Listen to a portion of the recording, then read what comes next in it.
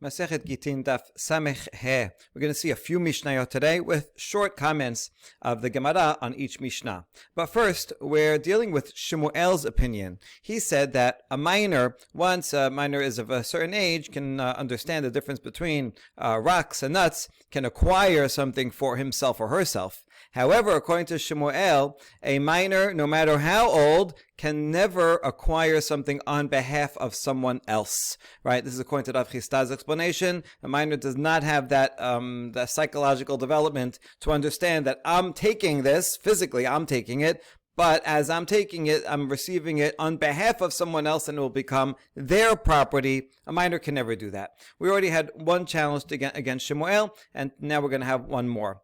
Mativ Rav Avia. Ma'adimin al ma'aser sheni. Kesad, omer adam libno ubito hagedolim, le'avdov shivchato ha'ivrim, he lachem ma'ot halalu, ufdu bahen ma'aser sheni zeh, ve'ochlo belo chomesh. It's a case of ma'aser sheni that one has to take besides ma'aser rishon, that goes to the Levi. Ma'aser sheni, one has to take in the first and second and fourth and fifth years of the cycle.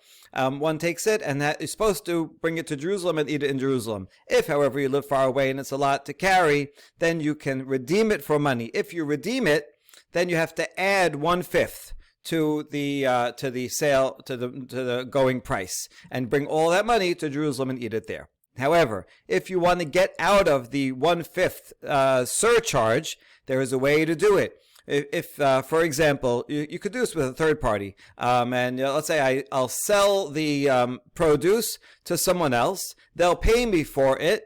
That money then will be Kodesh, and I'll take it to Jerusalem, and that person will have the fruit, and the fruit is redeemed. If I do it as a sale with someone else, I don't have to pay 1/5. Now this case, well, I don't want to sell it to someone else. I want to do it in-house. It's just easier. So the owner, the farmer, can go to his adult son or daughter, or to his Eved or Shivcha, who are Jews, and he could say, here, take this money, right? Here's $1,000. You take it. Now, what I want you to do is I want you to buy from me this produce, right? Here's some apples. I want you to buy these apples from me. And so you give me the $1,000. And here's the thing. When you take the apples, I want you to acquire them on my behalf. Right? So that in the end, I'll have the money and I'll have the produce as well. The produce now will be redeemed. The money will be holy. But since I'm doing it with someone else through a sale, I don't have to pay 1/5. So this is a ha'adama. It's a loophole. But this, according to this Mishnah in Maaser Sheni, is permitted to do such a thing, and that way you can eat it without having to add 1/5. Now we have a question. Hi Shivcha hechidame. When it says that Shivcha Ivriya, what kind of Shivcha are we talking about here? How old is she?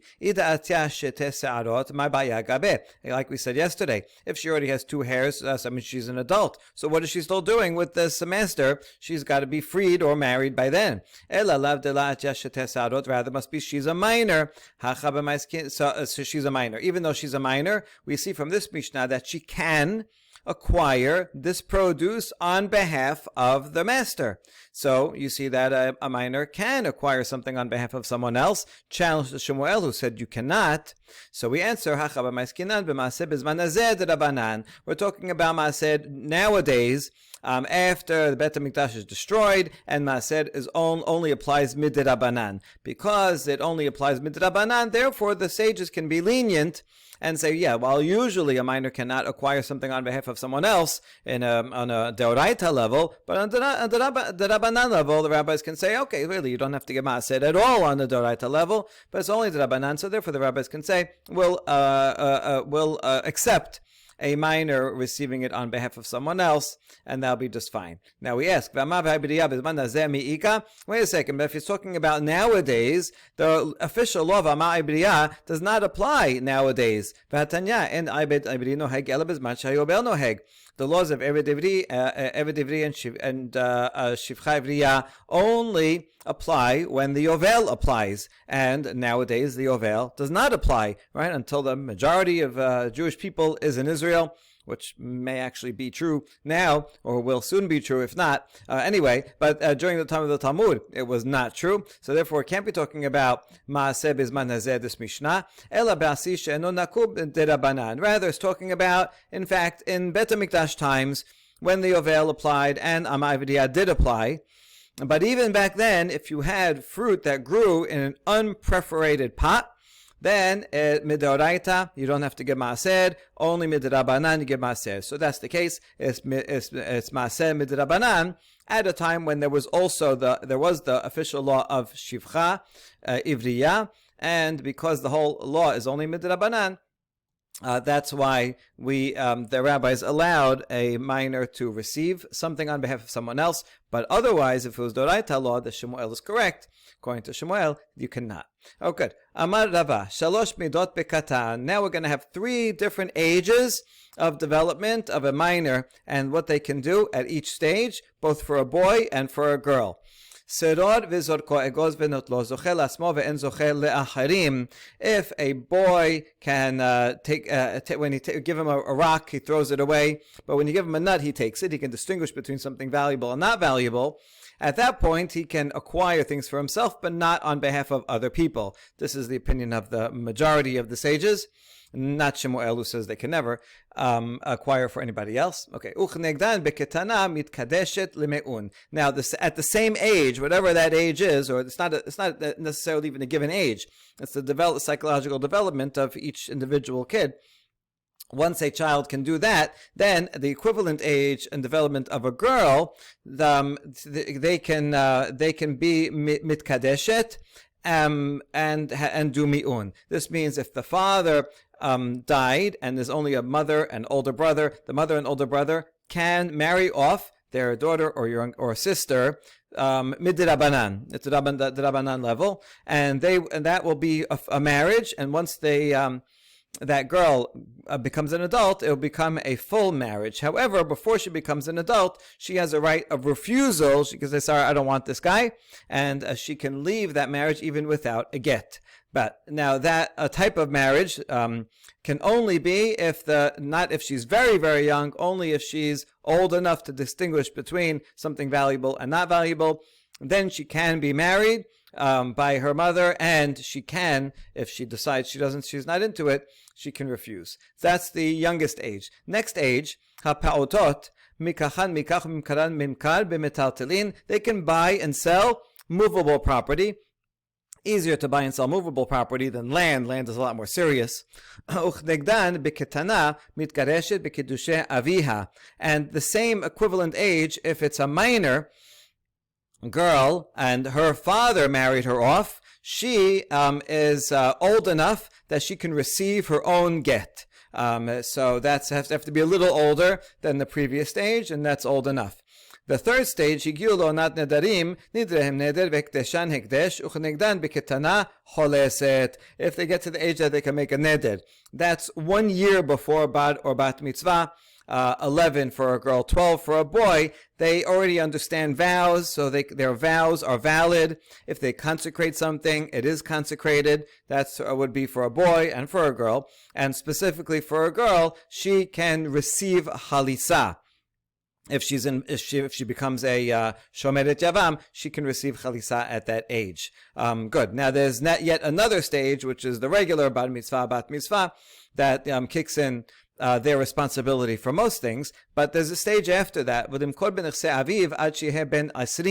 If you have someone who inherited their father's land, they cannot sell that land until he cannot sell it until he's 20 years old. Even though he's bar mitzvah, and at that point he can do things like an adult. But when it comes to land, this requires a lot of forethought and understanding to negotiate, and not just go and sell land to buy candy. So you want to make sure that is really acting responsibly and can have a certain weight when it comes to negotiating. So therefore, that's not until 20 years old. All right, next Mishnah. Ketana shamra hitkabel li giti eno get ad sheyagia get liyada. Lefichach im rasa haba'al lachzor yachzor she'en katan oseh shaliach. You have a minor girl who is married. She was married, let's say, by her father, and she is old enough to receive a get herself. What if she appoints a messenger? So here at the last line over here, it already says that a minor cannot appoint a messenger. A minor, although she's old enough that she can receive it herself, she doesn't have enough intelligence to appoint an agent. So if she does appoint an agent and says, go and receive a get for me, doesn't work as her agent. The husband who gives it to the agent can say, okay, yeah, take this to her and change him from being, well, not an agent at all to being a shaliach leholacha. Therefore, if the husband changes his mind after he gives the get to the shaliach, he can withdraw and run after him and say, you know what, I don't want you to give it, because he is a shaliach leholacha, not a shaliach lekabbalah, because a minor cannot make an agent. If, however,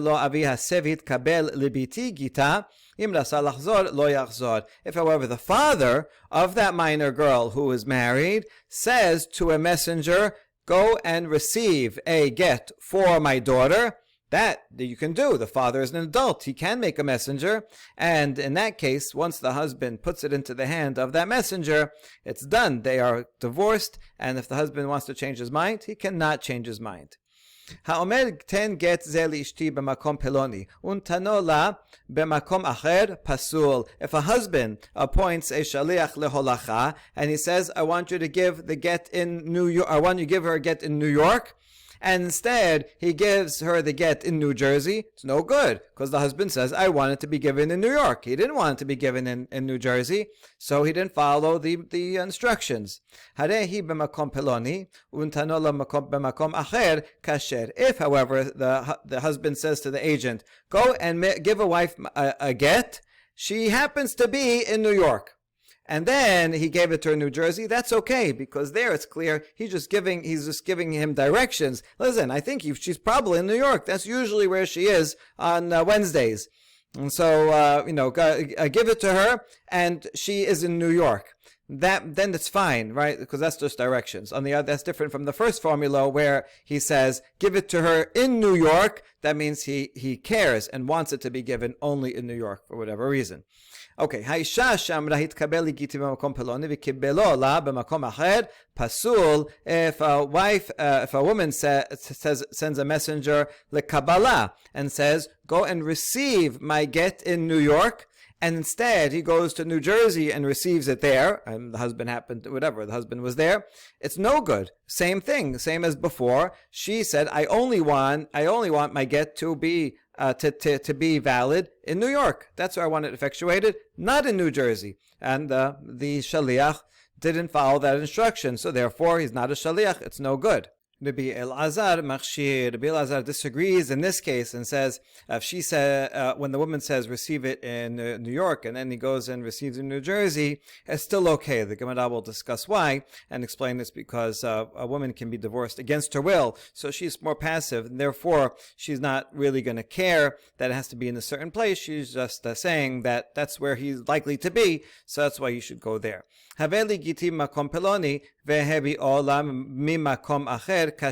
If she tells a messenger, go be a shaliach leholacha and bring me the get from New York, and instead the messenger goes and picks it up in New Jersey and brings it to her, that's okay. Well, that's because the woman doesn't have the ability to appoint a shaliach leholacha. She's just providing some convenience by sending someone. But it's the husband that will appoint him as a shaliach leholacha, and therefore, wherever the husband is, and he says, here, take it, so that he is a valid shaliach, and the get is valid. Okay, Rabbi Elazar, ma'ishena resha de la palig, or ma'ishena sefa de palig. How come Rabbi Elazar only argues in the second case, but not in the first case? How come when the husband says, give it in New York and he gives it in New Jersey, it's no good, but when she says receive it in New York and he received it in New Jersey, it is valid? And the answer is, Ihu dimida'ateh megaresh kapid, ihi deba'al korcha mitgareshet mar'a makom hi lo. Since the man gives the get, he can only give the get from his own volition, he cannot be forced to, and so if he says, I want it done in this place, so he's insistent, and it can only be done in that place, not in the other.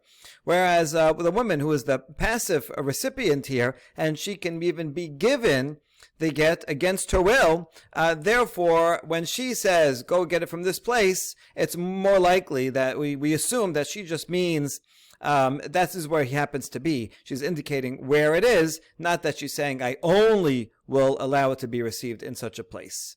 Next Mishnah, Haveh li giti, ochelet bitruma ad sheyagia get leyadaha. If a woman says, go bring me the get, meaning be a shaliach leholacha, so she is not divorced until the get gets into her hands. Therefore, if she is married to a Kohen and she's a Bat Yisrael, she is still married and she can continue eating terumah until the messenger comes back and puts the get in her hand. However, if she appoints him as a shaliach lekabbalah, that means that as soon as the get gets into the messenger's hand, she is going to be divorced. So who knows where the husband is? He might be right outside the door. Therefore, as soon she has to stop eating terumah right away, because it could be right when he crosses the street, the husband will be there and give the agent the get, and she will be divorced. It might not be. It might be a next day. It might take a long time, but it could be right away, and therefore she has to stop right away, assuming that perhaps she's already divorced right away. If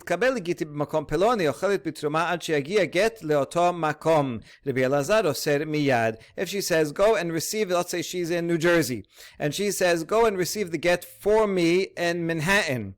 In that case, you can wait the time that it would take for the messenger to travel from New Jersey to Manhattan, right? So she can continue eating terumah because it's going to take her time to get there, him time to get there, until ad sheyagia leoto makom. Now notice it doesn't say until the messenger gets to that place, but rather until the get gets to that place.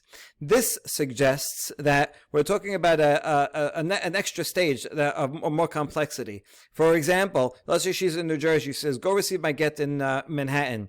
On the way, the messenger happens to see the husband still in New Jersey on the turnpike, and the messenger receives the get.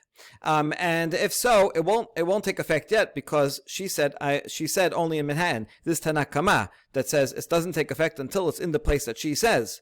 So it won't take effect until the messenger gets there anyway. Therefore, even if the messenger receives it on the way, still it won't take effect till it gets to Manhattan. That's why until the time it could possibly take, even the fastest, to get to Manhattan, that she can still eat terumah for all of that time. Okay, this will be important in the Gemara, that there could be an extra step here, that the messenger receives it, and then the messenger takes it to the designated destination. However, that's all Tanakama. Rabbi Elazar says it's prohibited immediately, because this is the same Rabbi Elazar as in the previous Mishnah, where it said that when she says, we'll go receive it in New York, but received it in New Jersey, it takes effect right away, because according to Rabbi Elazar, he assumes that since a woman is passive and can receive it against her will, when she says receive it in a certain place, most likely she means just giving directions. This is where my husband probably is. But she's not really insistent, and therefore, since the get will take effect no matter where the messenger receives it, it could be that the husband is right outside the door, and it will take effect right away, and so she has to stop eating terumah right away. Okay, good. So now we ask, Vigita miya have. We're asking about this third clause, where it says, if the woman says, receive my get in Manhattan, she can start eating terumah right away. So you notice that, she can continue eating terumah for another hour until the time it would take to get to Manhattan. Notice it only the question is only when she can eat terumah. Okay, wait to eat terumah, but it sounds like the get is a valid get. Right? The only question was regarding terumah. Wait, but this contradicts. The previous Mishnah said it's not a get. If a woman says, I want to be received in New York, and instead it's received in New Jersey, it's not a get at all. Right? But here, it's assuming it is a get, and the question is just when she has to stop eating terumah. So how can we resolve this? In this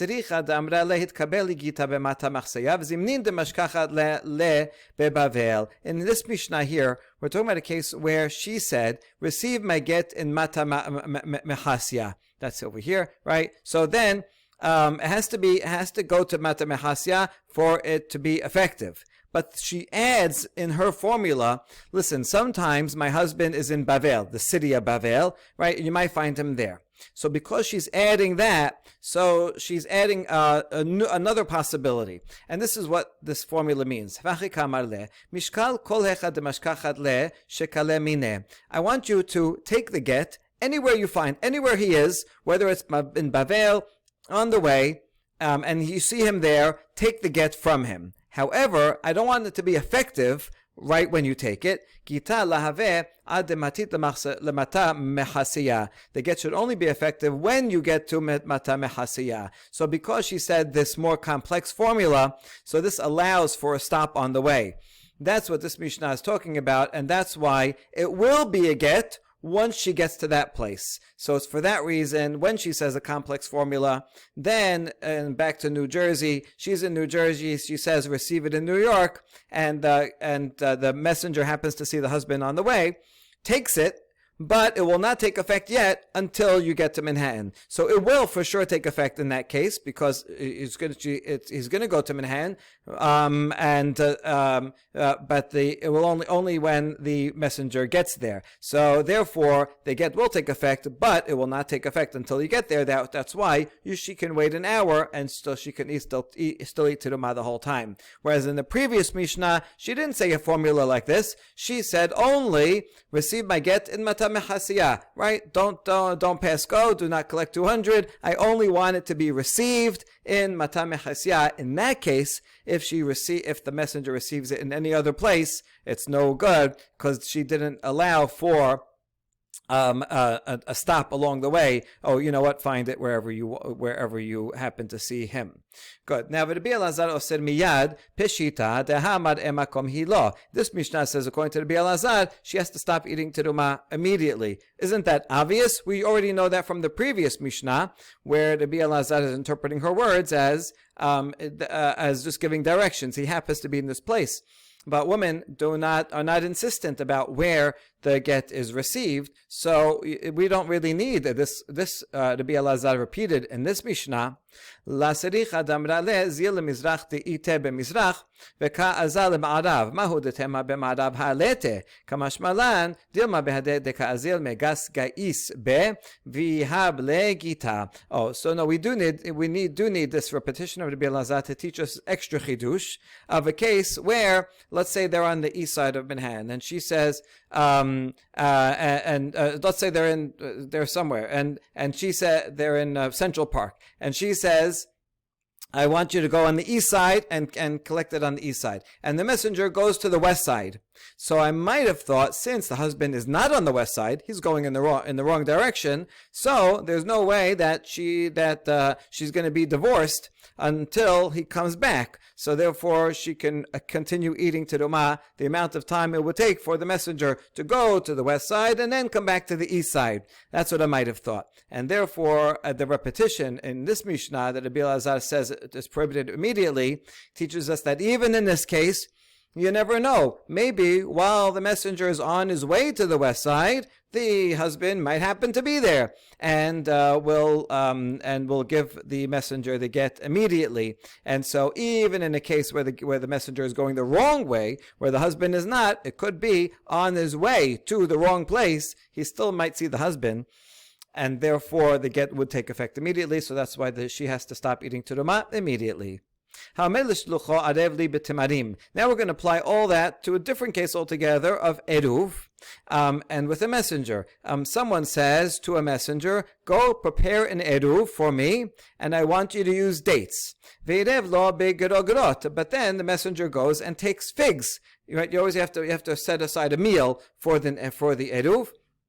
And he uses figs instead. This could be an eruv techumin, right? Put an eruv out there, 2,000 amot on this side, because I want to walk there. And so instead of using dates, he uses figs, or the other way around. The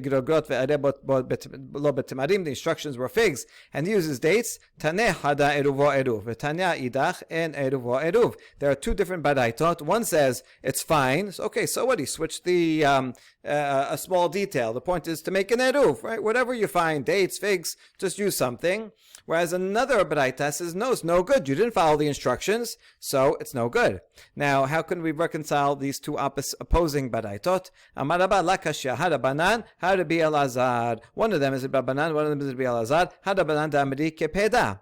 Rabbanan, regarding a get, says a person does care where it is, and talking about the man and the woman, right? And when she says, I want it in this place and not in that place, so that means she doesn't want the get given in that place. So since a person is insistent, here too, we should assume a person is insistent. Says, I want you to follow the instructions exactly. I want the dates and use figs, therefore it's not an eruv.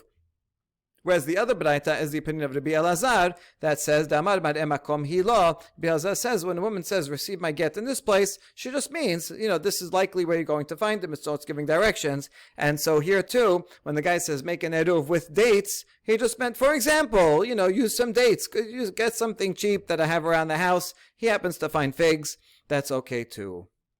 Rav Yosef Rav Yosef says, no, we don't have to limit one of these, but I taught to be a minority opinion. Both of them could be according to Rabbanan, that a person is insistent. But here's the difference. Kan b'shelo, kan b'shel chavero. When it's talking about, when I say, go and make an eruv with my fruit, and I say dates, so then the person goes and he switches it with figs, that a person is not going to care regarding an eruv, right? Even if a person cares in other situations, it's all my figs, my dates. So use something else of mine.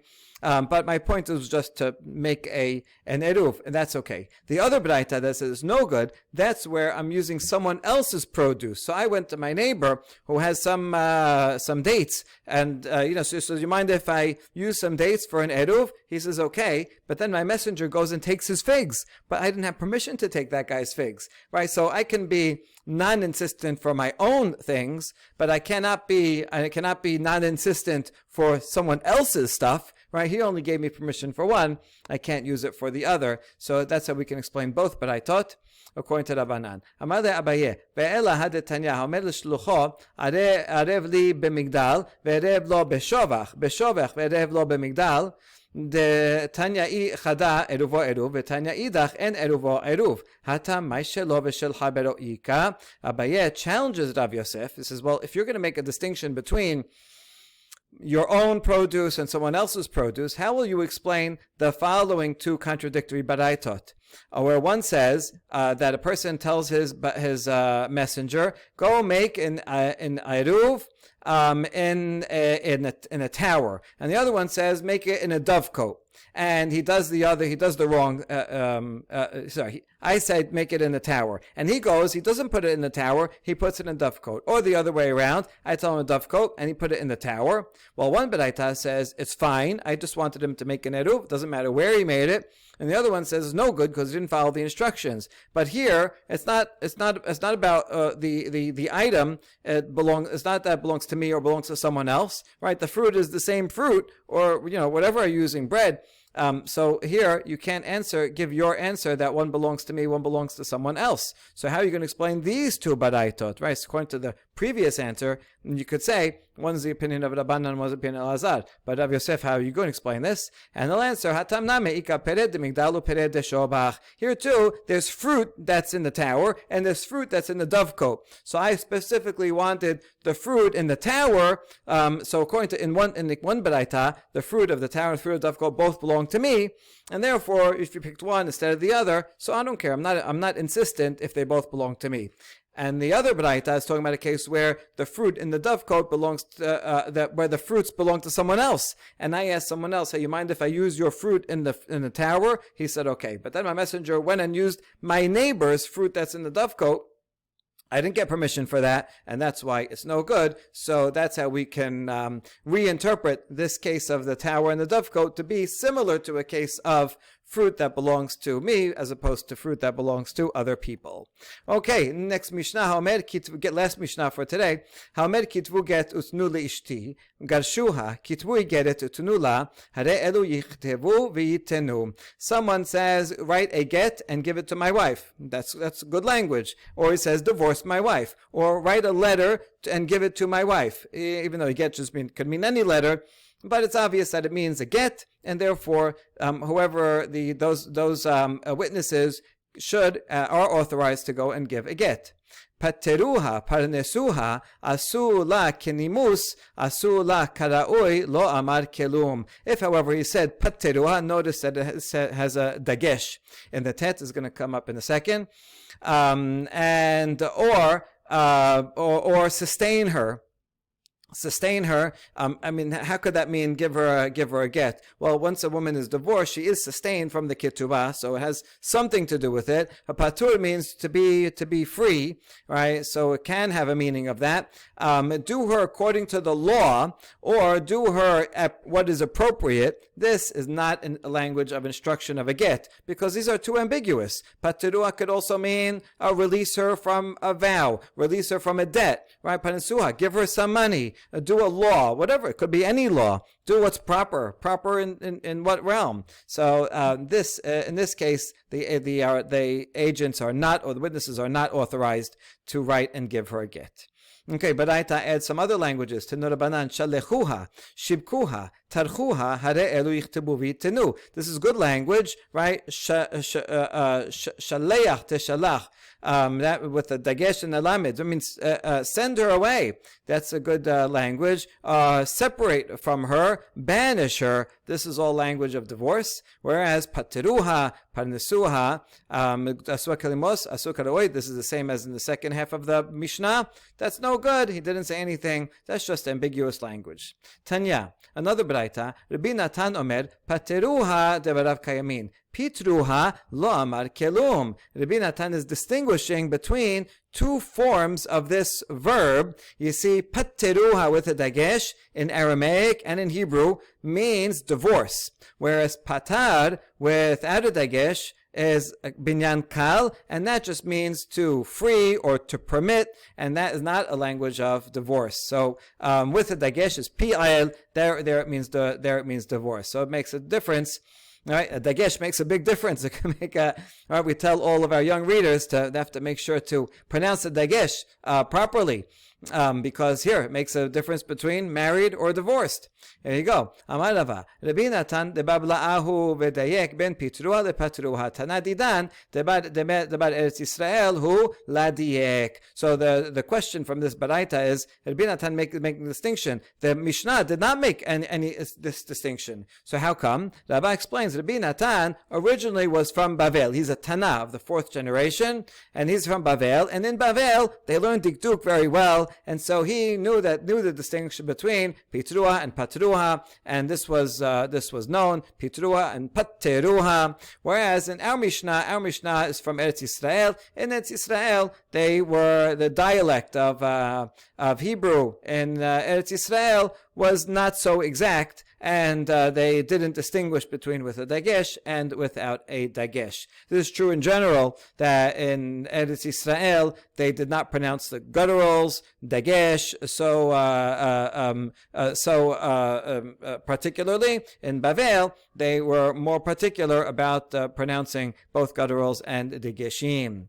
Ibaya lehu, hosiu hamahu, izbu hamahu, hatiru hamahu, hanichu hamahu, ho'ilu lamahu, asula kadat mahu. Question, what about all these these languages? Remove her, abandon her, unbind her, leave her alone, be useful to her, do to her according to the law. What are these languages of divorce, or are they too ambiguous? So we don't answer most of them except for one. Peshot mi'achada tetanya asula kadat asula kenimus asula karaoi lo amar kelum.